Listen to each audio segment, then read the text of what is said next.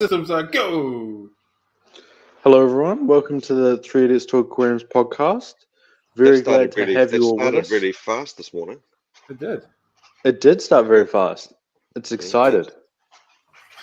But yeah, what have you guys been up to this week? Any exciting fish-related news? The most exciting thing that I've had happen this week in the fish room is the tank of leakiness that I've fixed 4-5 times. You know, the one on the floor that's on the bottom left can that always leaks. It's leaked again. I do. So it's leaked again. It's leaked again. But it's leaked down to about 20-30 centimeters. So I've just left it. The fish are just living in 20-30 centimeters of water. They're pretty happy. I'm just feeding them. The water change system will be giving them a good water change every day, and it'll just be flowing out onto the floor and out into the lawn. So why don't you just replace it? Just start again, surely. The problem with it is it's got such large pieces of glass. But yeah, I probably should just order some new glass or something, or find some more tanks and cut them up and make another one, because it's just it's obviously cursed. It just needs to Surely go. By the time you get to like the third or fourth attempt, you'd be like, yeah, this is not going to help or not going to happen. It's not working. Yeah. Maybe I just contact the local glazier and see if they'll do me a good cash price on some new glass and just cut it all and get it all done properly. Because it's just ridiculous. At this point, it's pretty much all you can do, really. Yeah. It's clearly not going to get fixed. Yeah. But yeah, how about you, Cam? Is it quite a manky tank, or is it? It's manky. Yeah. Okay. It's not worth keeping. It's not fresh. Right. Yeah, I made it. So what I'm visioning is what it is basically. Yeah, it's great. Yeah. And a couple of the leaks I've glued bits of glass over. So yeah, not good. Hang on, back a sec. Okay. Oh, I was just going to say, I just wanted him to confirm that he picked it up out of a rubbish can or something along those lines, just to really, really make my vision of what he's got going on strong. But he's disappeared. So. I mean, it looks exactly how you expect it to look. It's not. It doesn't look like it would hold water, to be fair. And it doesn't. Exactly. So yeah, what have you been up to, Cam? Any exciting fish-related news recently? Nothing really, other than I got like 300 pearl gouramis last week. It's a fair few. How long do you reckon that'll last? Just 1 or 2. Well, ideally 3 days, but probably most of the year or longer. Oh, nice. Yeah, fair while. Yeah. I love it when people say, "I've got some fish for you. I've got about XX," and then the estimated XX is about 5 times the amount. It's not the first time. What do you mean? Well, I've got about 60 or so. Cool, I'll take them all. Turns up being like 300. Oh, right. Just like a really far off estimate. So did that end? Now has that ended up being the plan for that ginormous tank now? No. So do you have space for them all? I've got them in 3 separate tanks at the moment. 100 each. Yeah. A little bit less. I think you should just put them all in the big tank and just do a school of guami. But I don't want to.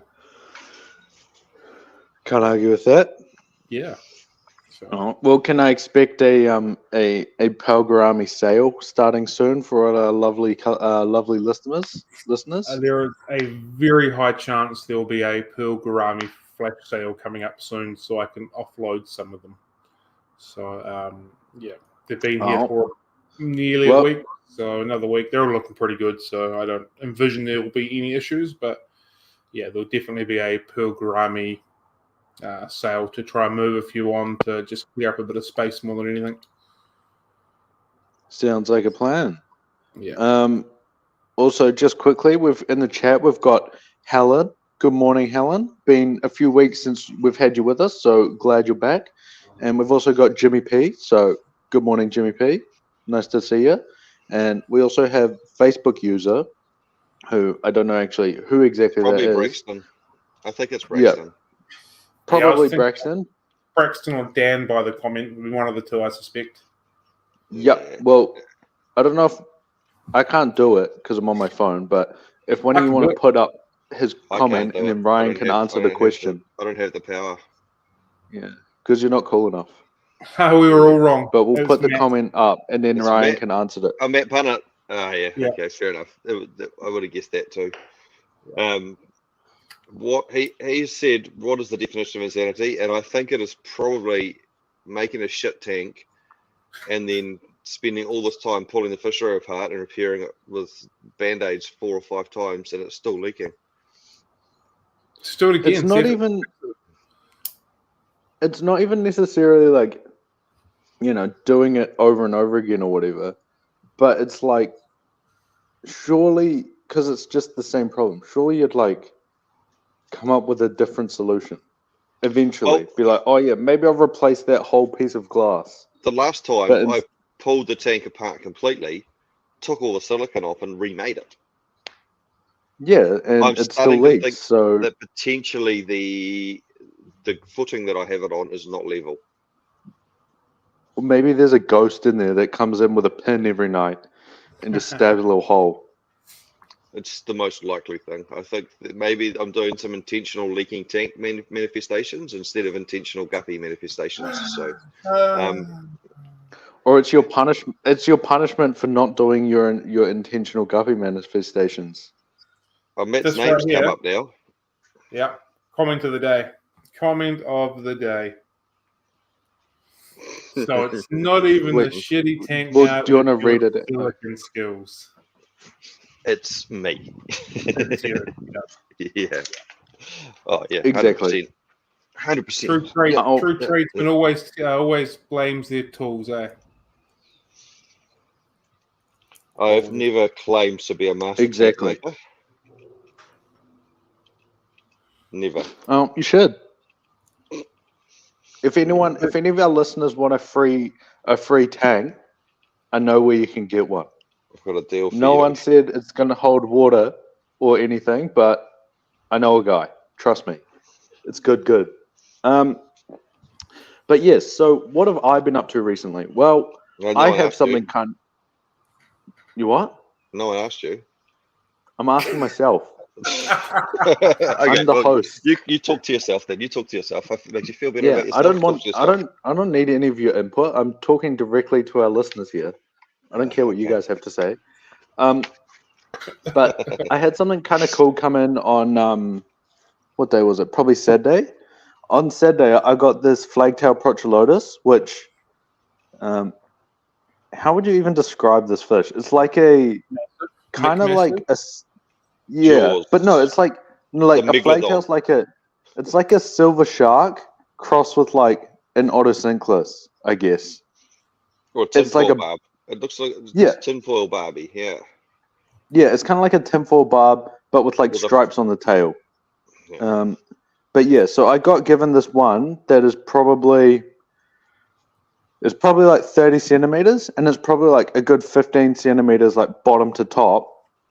Like this thing is absolutely massive, and it's very cool fish. So yeah, I got given one the other day from someone who they had bought it with the intention to upgrade the tank, and then just stuff happened and they couldn't, so they just gave it to me, and it's pretty cool. And then one of our clients with a big, like, I think it's like 3,500 liter tank is going to take it, and he was going to pick it up yesterday, but he's picking it up today now. But this thing is honestly so cool. Like, it's kind of scary how big it is, but they're big softies because they just eat algae and like leaves and stuff. They don't eat anything scary, but they're very cool fish. It's definitely one. If you guys are near a computer, like if you're not driving, Google it. They're very cool. Just search like flagtail, all one word, fish, and have a look, because they're pretty good, pretty awesome fish. So yeah, that's probably the coolest thing that's happened to me recently. It's one of those ones that you're glad it's summer when you transport it, because you're going to get soaked. Right? Oh yeah, 100%. Oh no, sorry, what?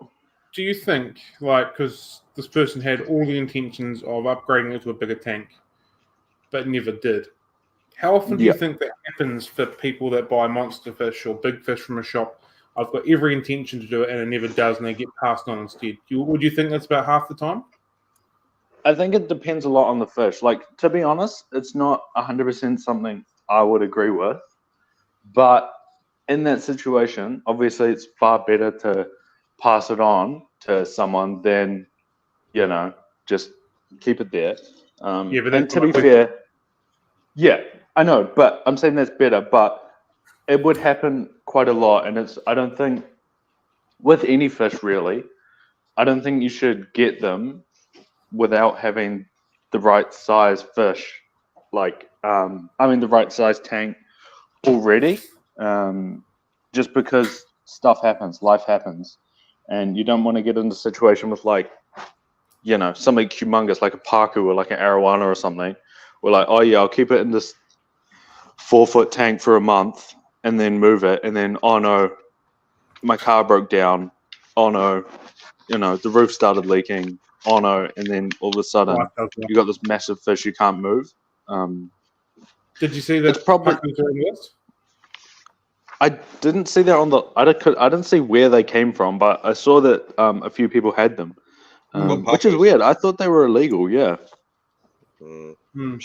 Should be definitely licensed at the minimum, because now we're going to see, and we've all seen the cycle before of paku comes in, 5 years later, all these pakus are on Trade Me or Facebook going, oh my god, not even 5 years, less than that, yeah. And then everyone's like, oh my god, there's not actually that many people in the country with big enough tanks to do them, and everyone that can rescue them's rescued them, and yeah, there's like silly idea, wasn't it? There's like 3 or 4 people who could probably house them properly long term, and they've already got paku, so they don't want more. So they just get chucked in the lake or kept in a tiny tank or whatever. The other thing I was going to say is it's probably what we're saying about getting a fish when it's little and then getting a bigger tank as it grows.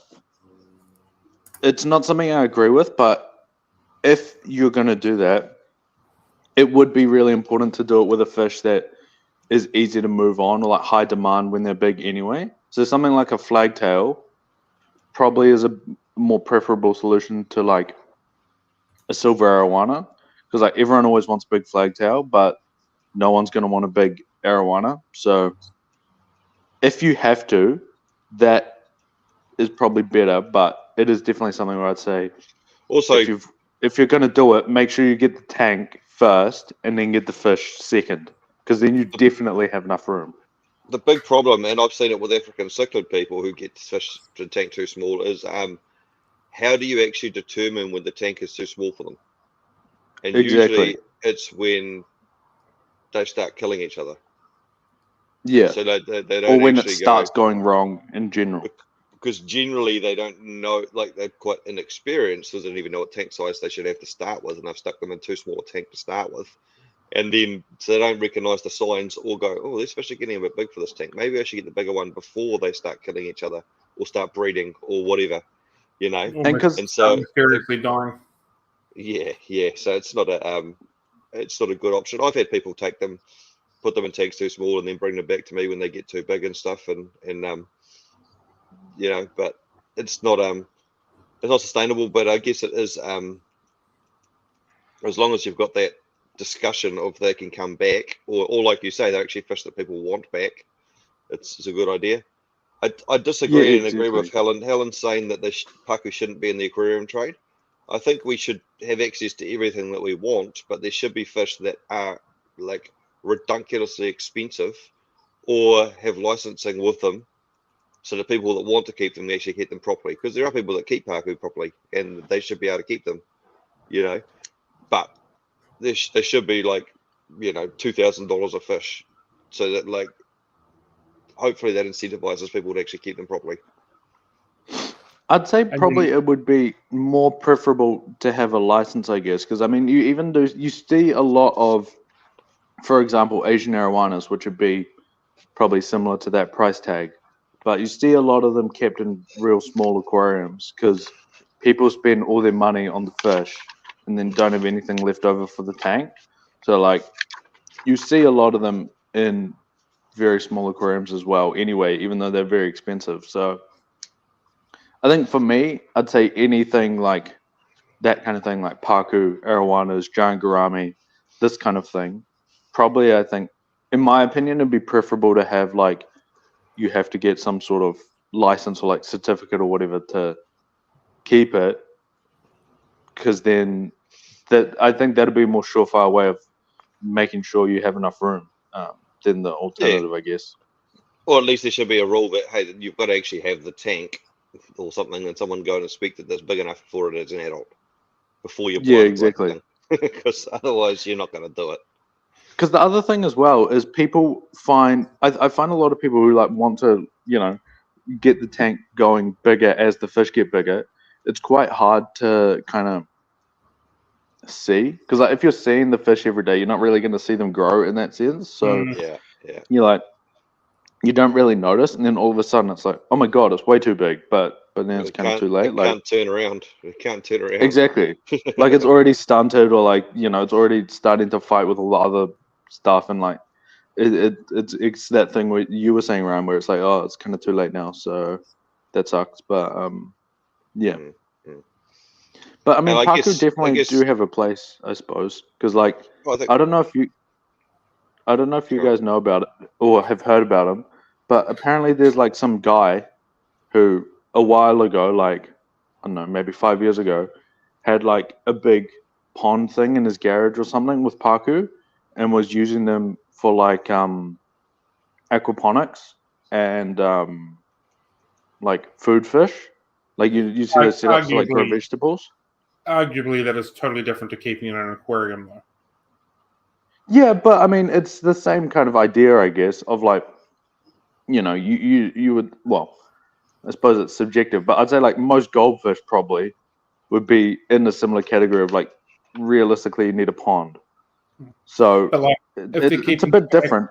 The destiny for said fish is to be consumed, as opposed to an ornamental fish that's meant to live out its days in an aquarium. At some point, fish is going to be he wasn't saying he taken. consumes them. He uses them to like get rid of his food waste. You like no, I was saying like you keep them in this big pool pond thing, and then you pump the water through like a garden, like one of those gardens in the pipes, and then like lettuce and stuff grows from the nutrients. So you like, how you do with like pothos and stuff out of an aquarium.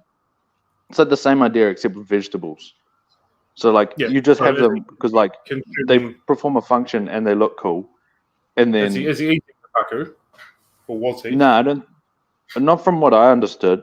He was just having them as like to produce waste for the vegetables, and also just like them, so to look at, and then just eat the vegetables and stuff that grow from the waste, which is it's a little bit different, but totally like different. This guy obviously had enough space, so like he probably should be allowed it, and like obviously they were happy, and like he had the resource to like look after them and stuff. So it's like that's a little bit different as opposed to like a 400-liter tank with the paku or whatever. Yeah, totally different to ornamental trade, in my mind at least. Yeah. I mean, I don't know. It's or just someone that's next level and dedicated, and probably should be able to keep them. I agree. I think that's the take-home message. You'd sell them to that person and go, "Yep, sweet, keep them." Yeah, this fish is probably going to have happy time. I totally disagree. I totally disagree. I don't think they should be in the trade whatsoever. And I know they're not here, but things like red-tailed catfish and stuff like that, exactly the same thing. It's just. So you just think there is no way? Do you think there's no way that people should be able to keep them even if they've got the right home for them, or do you just think that it's like so hard to provide the right home for them that the one person that might be able to isn't worth keeping them? Yeah. So like the 1 in 50, as Helen basically said, just doesn't. I don't think justifies being kept. Also, we're talking about these ginormous animals. It's like keeping a lion in a cage, for example. Like, pretty inhumane for this thing that should be roaming, thousands of kilometers a day, gets 5 meters at most. I would agree, but that I guess I was just meaning more. It would be like that's, I guess, where that whole licensing thing would come in. And like with any of that, it wouldn't be like you get this license and you can just walk to like the local big box store. I'd imagine there'd be some sort of more controlled way of getting them, because like you see on like YouTube and Instagram and stuff, like a lot of people where like pretty much everyone would agree, like, oh yeah, that would be a suitable home. Like, you know, this guy with the swimming pool for the paku, or like, you know, you see those massive like you know, indoor or even outdoor, I guess, ponds for like the red tails and stuff. It's like that's probably happy fish, and like just make it harder to get them, so then you can eliminate the people putting them in like a little tank without knowing. And then these people who like have heaps of resource and space and stuff, like they can do whatever. That's obviously enough room. But I guess it's just kind of like the details, I guess. But I think we're all on the same page of like definitely these like 49 out of 50 people, or like 99 out of 100 people who maybe get bad information or maybe intentionally not caring, probably shouldn't have, you know, these stupid big fish, because that's obviously bad for the fish and for everyone, really. So And when you see a wholesaler import a tank of like 200-300 arowana, you just like, oh, really? Like, is there 200 or 300 people in the country that are gonna actually be able to look after them? Or yeah. And someone else has put a problem with some of these big fish is some fish shops, not all, keep the adult fish in 80 to 90 litre tanks. Yeah, sometimes. Whoa, what happened there? I went into the dark. That was cool. Look at that. What's that? Oh yeah. And you call me redneck for like not having technology. You know what light bulbs are, eh? And light switches, electricity, it works. A big orange over there is shining through one of my windows and overpowering any lighting that I can provide. But sometimes they end up in temporary tanks that are too small in shops because they get surrendered or whatever. And again, it just carries on and carries on and carries on. The cycle just, yeah. Exactly. Like, so I mentioned before that flagtail that I got.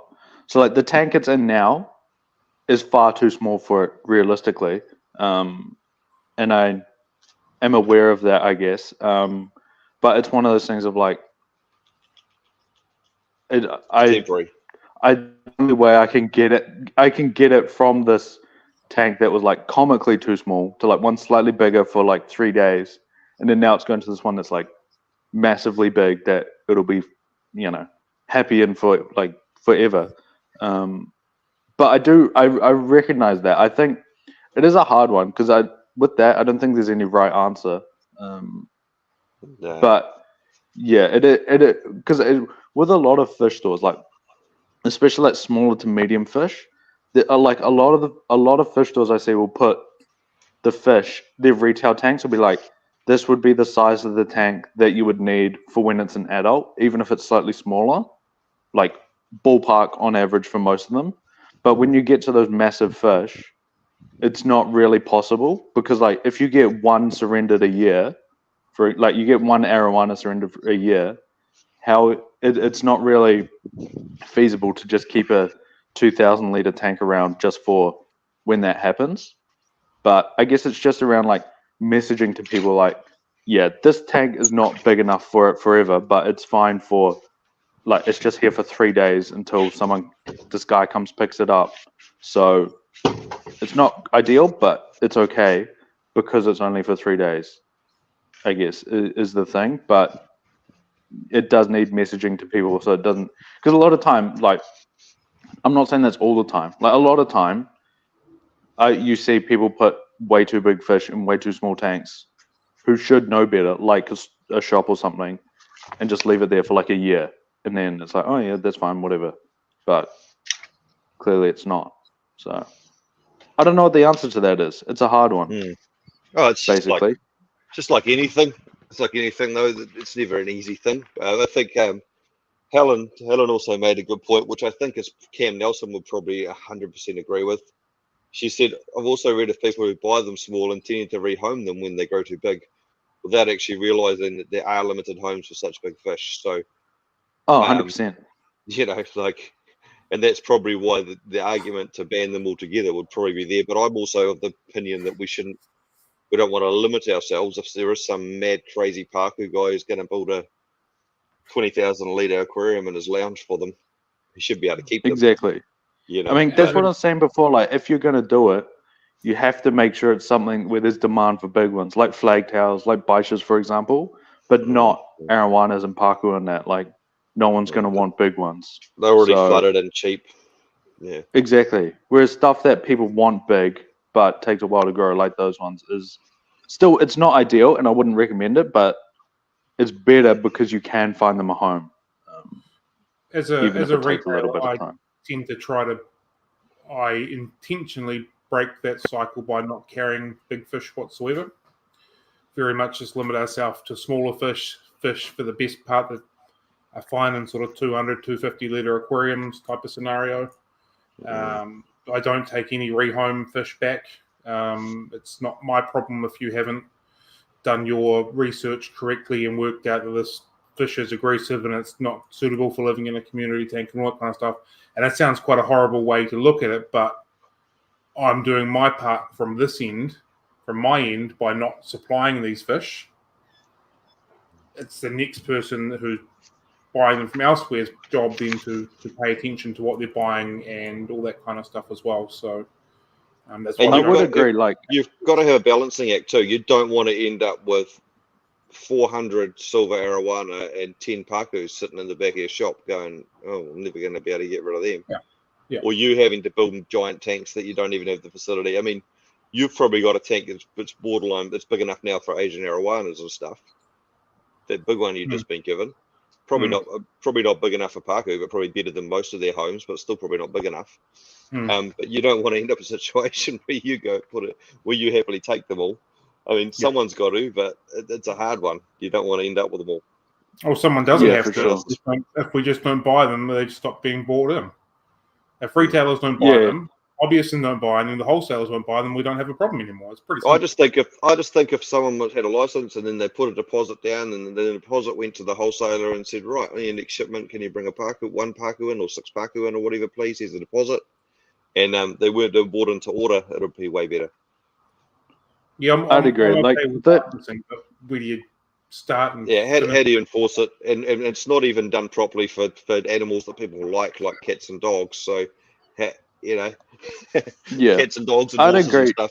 How do you? I'd agree with what you're saying, Cam, because definitely that flagtail's not something I'd sell normally. It's not something I'd bring in a bunch of little ones to sell. Order and only. I guess if you know the person, you know their tank and stuff. Yeah. If it's if this guy I was talking about with this 3,000 litre tank rang me up and said he wanted one, I'm sure I could order one in, but it's not something I'd just bring in just to sell to whoever walks through the door because of that reason. And I think the only reason I do have to turn down arowanas and stuff because it's I don't know the facilities and no one's gonna take it, and it's just gonna get stuck in my little tank for too long. But I get with the flagtail, it's what I was saying before is I could rehome it, and obviously there's people I know who want it, so it's helping out people, and also I can move it. But I definitely agree with what you're saying is if it's something that's not that thing that's in demand, I definitely wouldn't take it because you just get stuck with it. There's nowhere to put it. It's not. You've had it sounds bad, but it's I can't take on someone else's problem in that regard because I don't have capacity. Yeah, exactly. Maybe I'll ask around if I know anyone, but it's very unlikely I know anyone, to be honest. So. Absolutely, one of my favorite sayings. I'll make your problem my problem. When buying 500 pearl gouramis. Exactly. Well, at least pearl gouramis is easy enough to home. They're a cool fish. They're a cool enough fish, and they also you'll get rid of it if you price them well. They'll sell. And and worst case scenario, you've got a monster tank there. You can do a giant guami tank. A massive pearl gourami school. Worst case scenario, they're going with the clown loaches in the 5-foot tank at the moment. Hey, that sounds pretty cool. It's not the end of the world. Yeah, well, we'll see how we go. But yeah. So that was quite a cool little impromptu monster fish discussion. So you guys didn't sign up for that, but that was cool. We still haven't solved the problem. Well, the answer is I have no idea. That's my answer. We can sorry. segue it into a cleanup crew, but we do need to do the random question and answer all the mail that's sitting there. I thought you were going to say, can we segue that into a random question somehow? What's the answer? Yeah, Father's Day. See, Ryan needs to practice his like podcast hosting. ADDC. So I didn't think we had any listener mail. Last time I checked, there was nothing there. No, there's nothing there. I haven't checked it. I don't even know what it is. So I checked it last night and there was nothing there. So that's awkward. If you guys want to send us some listener mail, podcast3idiots@gmail.com. Put whatever you want. Questions, stories, jokes, insults, whatever. We don't care what it is. We just need listener mail. Helen is the only person who pretty much ever sends stuff. So, like, thank you very much, Helen. But everyone else needs to start pulling their weight or get blade detention or something. So, please, we need your help so bad.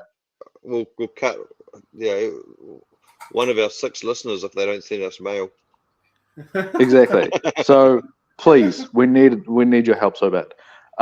So I guess that's that segment. So that's kind of boring. Next segment is the random question. And so my question for you guys is, if someone invented a time machine or something, would you rather go into the future or the past? What? To live or to visit? To visit. To visit. For like a day, say. I would say I'd have to go into the past because I wouldn't want to go into the future and figure out if I was still alive or what happened to me. Yeah. That would kind of suck. That would affect my life too much. Like that would ruin your life. Yeah, it would. Sounds a bit back to the future-ish. Yeah. What about you, Kim? I would probably, I don't know. I like the idea of going back to the past because it was a simpler time being a cowboy. I might be really thrashing Red Dead Redemption at the moment and really want to be a cowboy. But going into the future would be kind of cool. Depends how far in the future I can go, like 5,000 years, to see if there is other things in the universe. I'm all about that. Don't you just need to go into the future and get one of those race books out of the rubbish bin?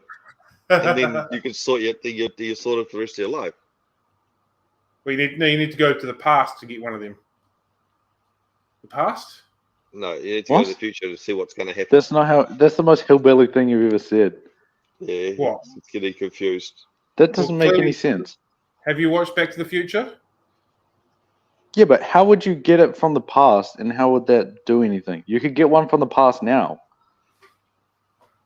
But I'm going to the past. Yeah, okay, whatever. I don't want to talk about it anymore. All right. Okay. Well, I would go to the future because I want to see some fancy stuff, some flying cars or something. That'd be cool. You'd probably go to the future, and the Earth would just be the steaming pile of nuclear waste, and everyone's dead. Yeah. I'll just pop out and I get killed instantly. Yeah, exactly. It's pronounced nuclear. Yeah. All right. That's sweet. the most likely outcome. So what we're talking about today for the main subject of this video is cleanup crew.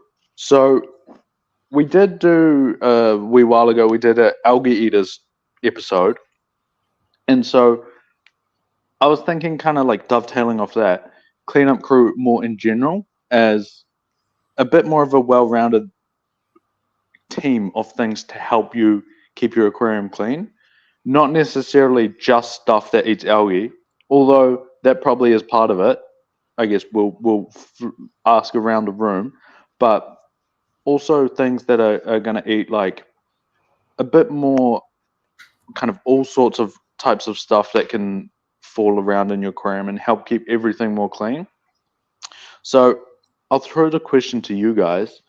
What would be some of the things that you'd think would be like quite, I guess, important or useful to have in a cleanup crew? Like, what would be the things that you'd look for to help keep your tank tidy in a fish?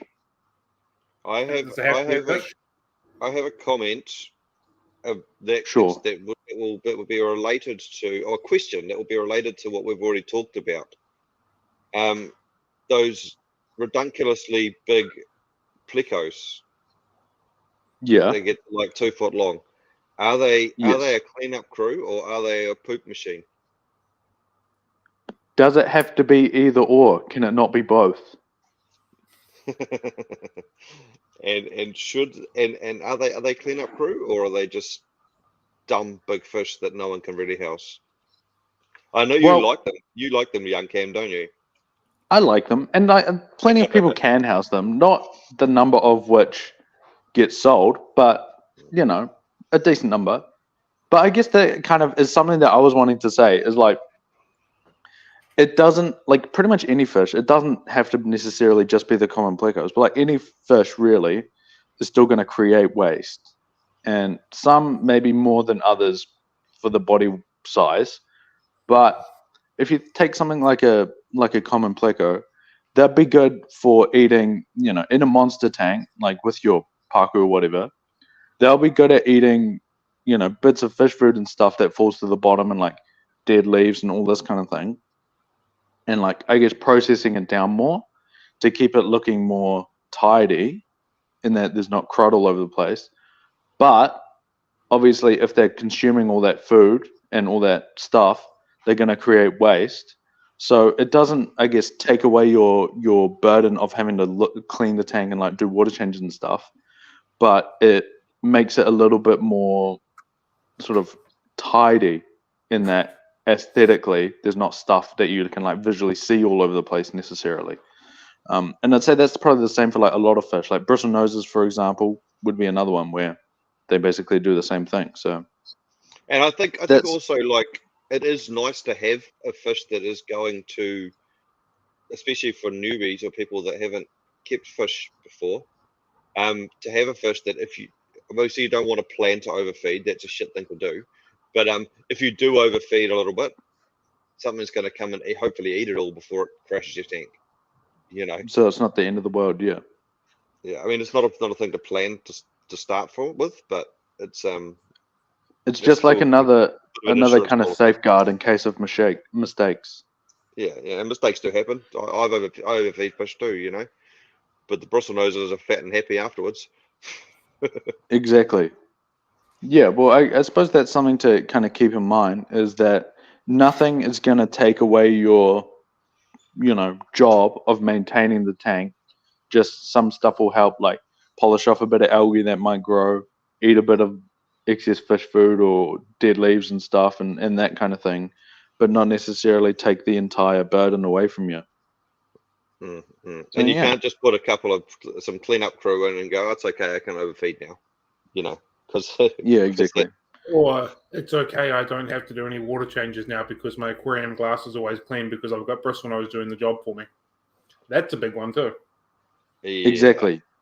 Or confusing a clean aquarium with a physically clean aquarium with a healthy aquarium, because again, that happens. Yeah. Well, do you want to expand on what that might mean for our listeners who maybe don't know what you're talking about? The water can look like filth and the glass can look dirty, but the water can be perfect. Is basically what I'm saying. Like healthy for the fish. Yeah, and then vice versa, it can look clean and pristine, but the ammonia could be off the charts, or nitrates or nitrites or whatever. Your parameters could be out. And exactly. We are all not fans of the no water change aquarium, for various reasons. But yeah, let's be careful with the cable. Yeah. Will be. But don't worry. Yeah, it's all under control. But yeah, no, I guess that Kim's engagement ring, like weighing her down and banging on stuff, so she's got to be careful not to damage it. It's Kim's mum. All right, say no more. So it's probably the same thing. But yeah, no, that makes sense. What would you say, Cam? I think you kind of hinted at something before. What would be some of your favorite candidates to be used in a cleanup crew in an aquarium? Snails are cool. Like mystery snails or just any type of Yeah. snails? Yeah. Well, they all kind of serve a purpose.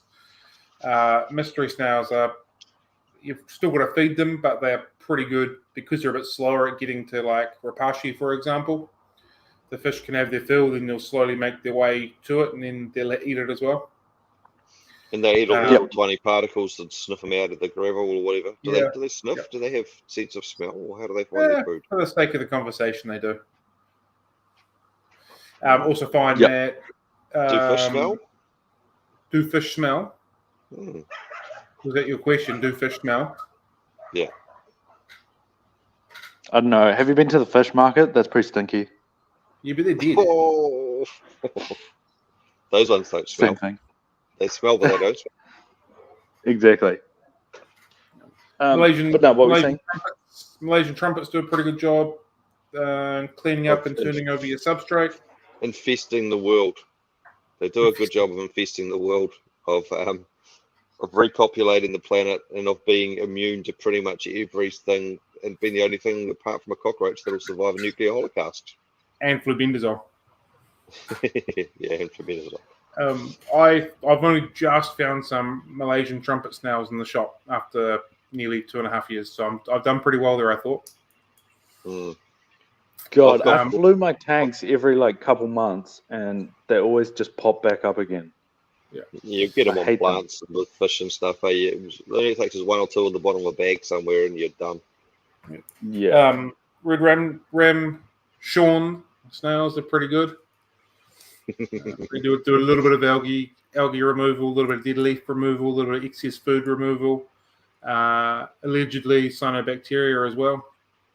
I wouldn't rely on them or snails in general to do all of the cleanup per se, but they all do their own little job and do a little bit bits and pieces here and there. Loaches, Corridoras. The Sean variety, though, eh? Yeah, can't be the horn, has to be the Sean. Okay. Yeah. Very special. Loaches, Corridoras both stir up substrate really well. More stirring of the substrate means more particles in the water. If your filter's doing the job, it'll pick them up as well. They both look pretty good.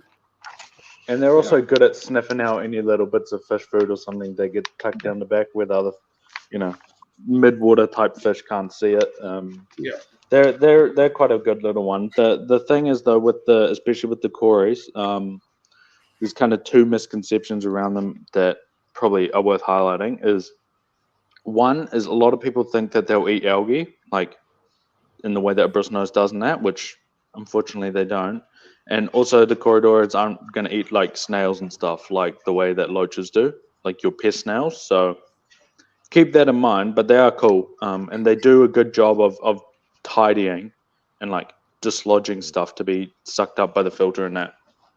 We should just invite Thomas on to tell us all about Cories, but then we'd have to listen to boring Cory chat for like 6 hours. So I love Cories, man. Cories are dope. Yeah, they do the swimming thing, and you're by yourself there, mate. Finally, it's taken a year, but I finally have an ally, and I'm not the only one that likes a particular thing, and you don't like them. So I think that's a win for me. Young Cam, we had this agreement that no matter what happened, you were not going to agree with them. No matter what. And now all of a sudden, Cories, plecos, catfish, they're all my number 1 favorites. I love. I'm going to be a fancy pleco guy next week, just so you know. You've changed. Yeah. Well, I mean, the plecos changed me. But yeah, no, they're cool. Whatever, swim around in that. Can you get different ones? Swim around. Yeah. There's so many different things. I also like the fact that Cories, like the people like Thomas that are a little bit mad with it, can identify the 6 different species that look identical and tell them all apart and know which ones where and what all the ones that come in the country and stuff. It's pretty cool. Breed them all and get the different colours and the orange ones and the liney ones and all sorts of stuff. So yeah. The liney ones. Yeah. Yeah, man. Gotta love some Cories, eh? So they'll mainly Good be for chat. eating food, leftover food, right? Yeah, And and stirring stirring stuff up stuff to get caught by the filter, Oh yeah. I'd say will be And the number one. obviously, we're talking about like them eating leftover food, but these are intentional fish we're putting in here, so we need to intentionally actually feed them as well, right? We don't just want to Yeah, All- you need to make all sure of there's enough food getting down. make sure all of these fish and food there animals for them. need Yeah. to be fed as well. Yeah, Yeah. I mean, there's Um, obviously sinking, pellets and that you can put in, which is probably the easiest way to go about it. But you do want to make sure they are getting actual food, otherwise. Make sure they're not getting skinny and runty, eh? Yeah, exactly. And I suppose same goes with anything, even those plecos and like bristle noses and whatever that we've talked about so far. And I'm sure the stuff that we'll continue talking about would be in that same category. But yeah, I don't know. So we've talked about them before, but it's probably been a wee while since we've talked about them. But I don't know if Ryan wants to talk about his synodontus. That would be probably the go-to of this cleanup crew type thing for the African cichlid area. Yeah, they're cool. I like them. They just and they're always looking fat as in my tanks. I've actually found them to be more a lot less when you get a big group of them. They're actually out schooling with the Africans and going and eating off the surface and stuff. So that, and then they go down the bottom and see what's left over. So they get quite determined. But yeah, we've got with the African ones that I know of, we've got 3 species in the country. What are they? The Maltese or the cuckoos, Petricola and Lucipennis. And there is a gold version of, I think, Petricola. Yeah. As well around. Yeah. So for all intents and purposes, they all look the same, but they just get different sizes. So I think the Lucipennis stay the smallest, the Petricola medium sized, and the Maltese are bigger. But they spawn, Yeah, They all exactly. spawn differently, correct? What's that? They all spawn differently, correct? Most of them are egg scatterers, but the Maltese have to do the mouth brooding cuckoo thing. Parasitic thing. I thought the Petricolas spawned in nests in caves. Yeah, so they're egg scatterers. They just, they scatter eggs in some sort of container or something. Yeah. Oh, so not like a clump of them. No, No, they scatter. I always thought they clumped up into a nest. I'm pretty sure they're non-adhesive too.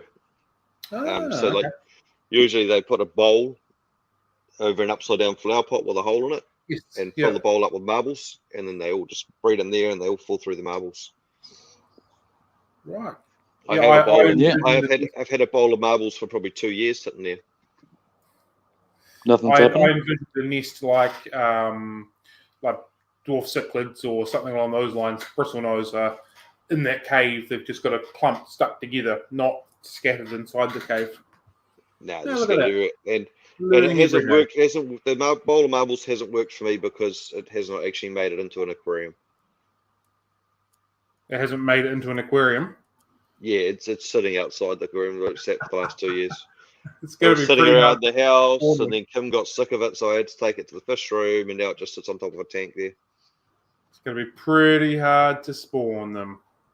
Yeah, well, if they end up in the bowl, they're probably not going to be spawning because it's out of the tank, so they're going to be dying. So that won't be good. Yep. Not conducive to breeding fish. Yep. But yeah, I mean that would be probably the best option for your African cichlid kind of area. They're basically, in terms of the role they fill in the tank, it is basically the same as your, corridors and stuff. They're not really going to eat algae. They'll kind of just eat fish food and stir stuff up. And look cool. Yeah, exactly. And that's all that matters, isn't it? Yeah. I mean, look at us. We look cool. Yeah. So, what other options would you guys suggest would make good cleanup crew for, I guess more the kind of everyday kind of 2-foot tank with like, a bunch of random community fish in that. What would be a good option for that kind of thing, do you think? He's muted himself and he's talking. I have muted myself. I'm trying to talk to myself. Yeah, Could you argue that Trophius, a cleanup crew, because all they do is pick off algae off stuff all day long, and in Ryan's classic words, they're shit fish, so they have to be a cleanup crew. they're a cool shit fish though. I'd say they're not good for 2-foot little tanks for everyday people, but I would class Trophius and Mbuna for that example as cleanup crew type fish, because they will scavenge around and eat algae. I would be thinking that the definition of like a stuff. cleanup is like something that's not the main sort of fish in your tank. You're adding it to that tank to clean up. Like you wouldn't go and add a couple of Trophius to mini tanks and say, oh, they're going to my cleanup crew. You know, Just do it, YOLO. well, there is a bunch in there that are going really well, but again, you wouldn't recommend it normally. You could probably argue that cleanup crew have been purchased with a specific role in mind to be doing this, as opposed to people just buy Trophius with a specific role for them to bloat and die on you a couple of weeks later. Hey-o! It's awkward. It can I happen. like You can see that hurt Ryan. You can see It him can like, happen, though. Oh, yeah. God, my heart. I was going to try and think of some way to argue, but I can't really argue with it. But So. you can't. That's a win. I'll take that. But yeah, no, I mean, I guess it depends on your definition, but I'd say that Right. they would fill the role. I don't know if it would be, necessarily what we're talking about, but behavior-wise and stuff, they would fill that role. Also, I think that's really important to note that no matter what fish you put in your aquarium, you still have to clean it. So, Yeah. they're just to help you. They're just to help you. Exactly. What can I put in my tank? That means I don't need to have to ever scrape the algae, because even bristlenoses don't eat all the algae and they get lazy and they get that green spot algae, and then you still need to change the water, and you don't need to clean the algae off, but it's hard to see the fish if you have too much algae on the glass. So My favorite thing with the bristlenoses is when they like go across the glass and you see like almost like the footprints of like, you can see they've like where they munch and then they like hop to the next spot, and you see like a trail of their kind of where they've been going along. Especially if you stick one in a tank that hasn't had one in it before, and they just start making trails all through the algae, which is cool. Yeah. You see, they don't really have like a system. They don't like go back and forth like working away. They just kind of swim all over the place. They would definitely mow the lawns like a woman would mow the lawns. And whenever my missus has mown the lawns, it's been like that. It's been like, oh, I'll mow that bit and that bit and that bit, and just try, rather than getting it in nice squares and doing it properly. The words that I say is not the belief of all the members of the 3 Idiots Talk Aquarium podcast. It is his own words. This is a disclaimer. We do not all agree with what he is saying. You made that awkward. You made that awkward. Yeah, that was sexism, buddy. Yeah. Okay, just a disclaimer. I'm sure there are women that know how to mow the lawns properly. Just you're digging not yourself anyone a bigger that hole. I've seen. All right. Shall we get back to the main topic? I think Helen mentioned one that is something I'll have to ask Cam about, because to be honest, I don't really know that much about it. But she mentioned the royal whiptails, like the royal whiptail catfish. So how would you describe them? Basically a stick with eyes. A stick with eyes, yeah. Yeah. But tell me about those fish, Cam. I don't really know that much about them, to be honest. Well, the description of a stick with eyes is pretty cool. It fits. That's what they look like, straight up. Yeah, hold on. We're just going to just put Ryan in his place. It's from Helen. Come to my place and see how well women mow the lawns. And all my 6 eldest daughters onto you. I think she is still having autocorrect fails. Yeah, just to put you in your place a little bit. Yeah, but I know what she means. Yeah. She's going to beat Ryan up, and I back her. Okay with it. I don't blame her. I'd consider him shipping him for a one-way ticket down there just to see that happen. Where's I that? look forward to it. Wellington. Wellington. Christchurch, isn't it? Christchurch. I thought she was at Wellington. Yeah. Christchurch. Long way. Christchurch is cool. Better than Nelson. It's not hard though, I guess, but you know. All right, Royal Whiptails. Tell me about them, Cam. What do I need to know? Essentially, they are sticks with eyes. You could have an aquarium full of wood, and you could have 10 of them in there, and you'd never see them because they blend in so well. They are very, very still. They're very cool fish. Very easy to spawn. They spawn on glass, up vertical wise, and it's really cool when they do it on the front panel of the glass because you can see the fry develop and hatch, which is quite awesome. I've never really known quite big, eh? Yeah, they get a good size. I've never really known them to eat algae, but I've also had them in tanks with other algae-eating type fish. So if they were scratching any stuff off, it probably wouldn't be noticeable to start with. I have no doubt that they do. They are, if they're not in the pleco family, they might as well be in the pleco family because they're pretty much the same fish. So they do scavenge around and that kind of stuff. So yeah. Yeah. No, I mean, because they, from what I gather, they're quite good at like cleaning like the detritus and crud off the wood, mostly. Like I don't think they'd spend too much time like eating off the glass or the substrate or anything. But you know how you get like all these little random stuff growing on the wood. I think that's their main kind of thing. Like, that's what they focus on munching away on. If you look at I think you can get a lot of different types of whiptails, eh? Yeah, we get panda, twigs, royals, reds, and a couple others, I think, predominantly here. Are they one of those ones? Are they one of those ones like bristle noses, like Corey's, where like you can find someone who's, and there's like 500 different varieties, and they're all got little different bits of fluff or little bits of different fin or whatever to be different species, and then they're all hybridized, and you know, like I don't know about hybridized, yeah, like that. But you can definitely get invested in them if that was your fish of choice. Yeah, you can go down that rabbit hole. Yeah, easy. Yeah, but no, they're cool little things for sure. Sure. Yeah, I wouldn't call the royals little, but yeah, the red ones are. Little as in like they're very skinny. Oh yeah. You can see like when you look at the body shape and when you watch them on like wood and stuff like that, they're designed to be in faster moving waters. They'll grip onto stuff and just blend in with all the wood as well, if that makes sense. Like I suspect that their number one defense is their camouflage of not being able to be seen by predators. And they got long fins on them too, eh? So they must like sort of trail in the water. Some of them do. There's the royal ones, is it?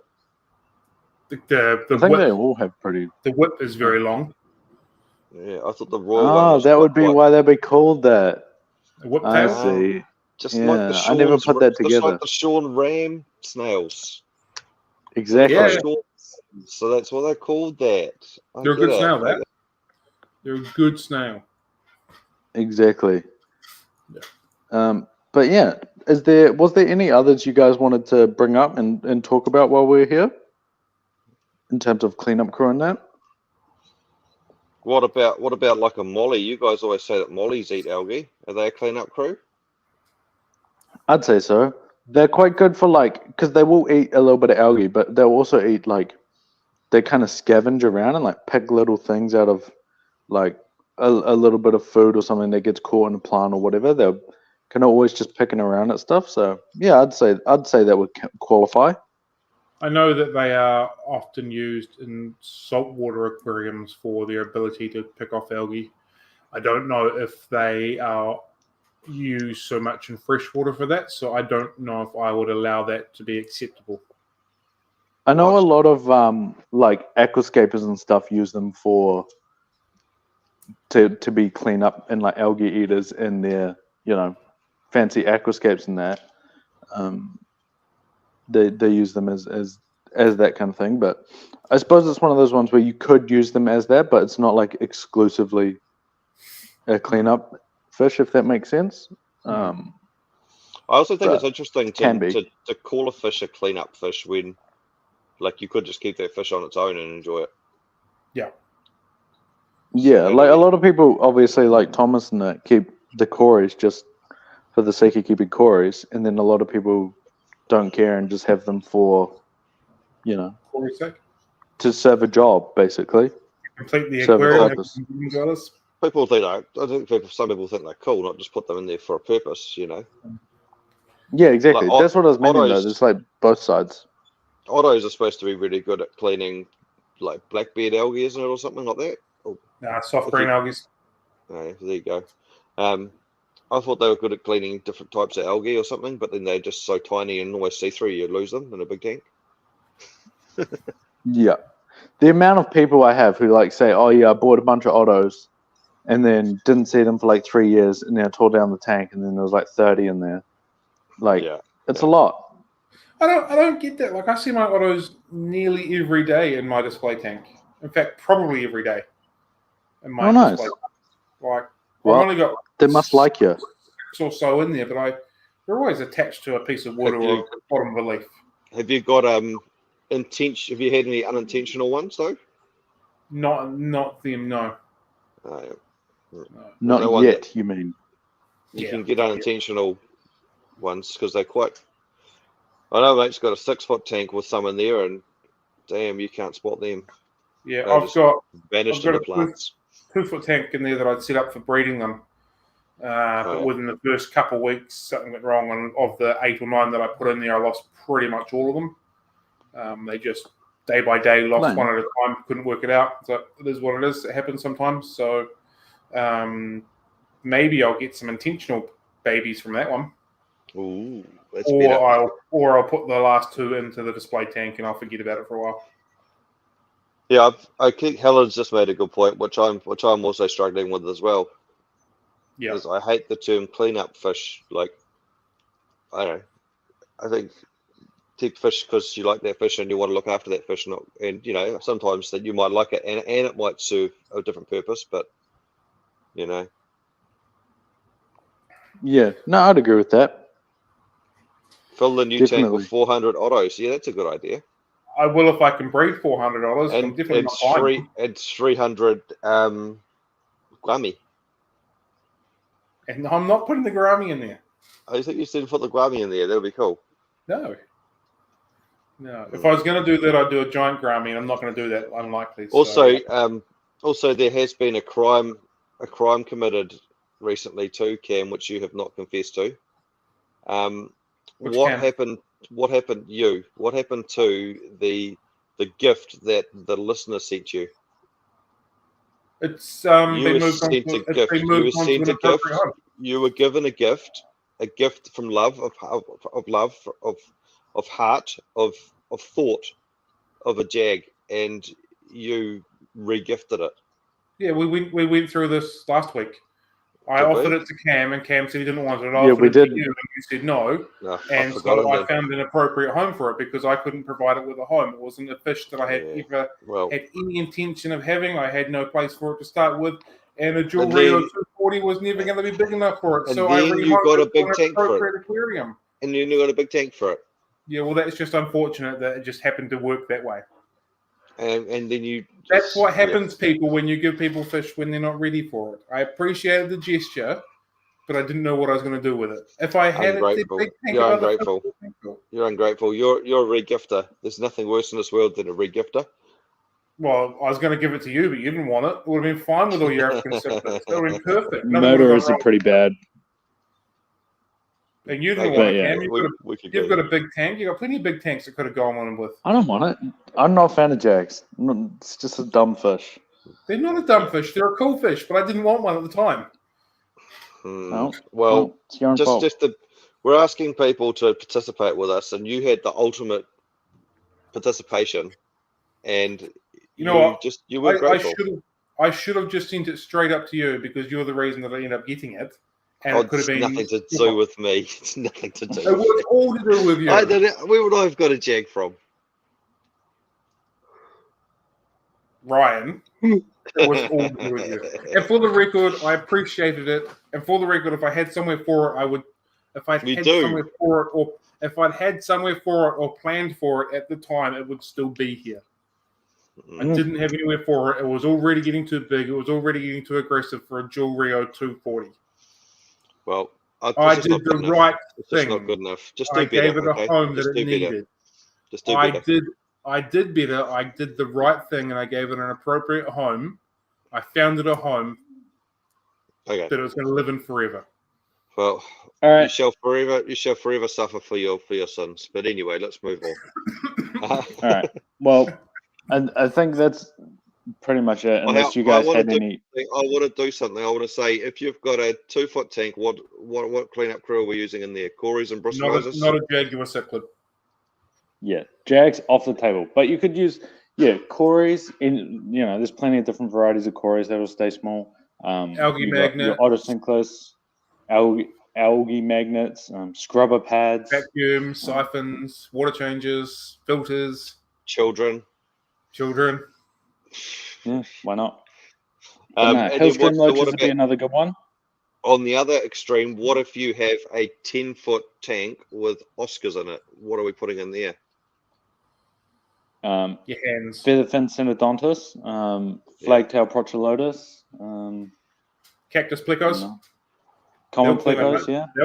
Common plecos, cactus plecos. Cactus plecos. Cactus, not common.